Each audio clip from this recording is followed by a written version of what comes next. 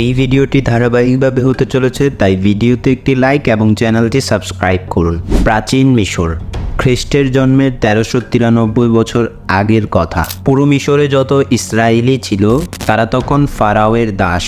ইসরায়েলিদের প্রতি ফারাওয়ের নিষ্ঠুরতা ছিল চরম পর্যায়ে। 1 বছর অন্তর অন্তর সকল নবজাতক হেব্রু পুত্র শিশুকে হত্যা করার আদেশ ছিল।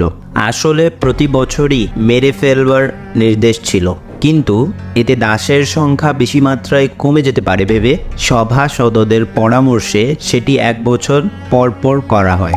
এরকম সময় ইসরায়েলের 12 গোত্রের মাঝে লেবীয় গোত্রের ইমরানের পরিবারে জন্ম নেন মুসা আলাইহিস সালাম। তার মায়ের নাম ইবনে কাসিরের আল বিদায়া ওয়ান নিহায়া গ্রন্থ অনুযায়ী আয়া রেখা কিংবা ইউকাবাদ, আর বাবা ইমরানের নাম হেব্রুতে আমরাম। এই ভিডিওটির পার্ট 2 দেখতে চাইলে চ্যানেলটি সাবস্ক্রাইব করুন।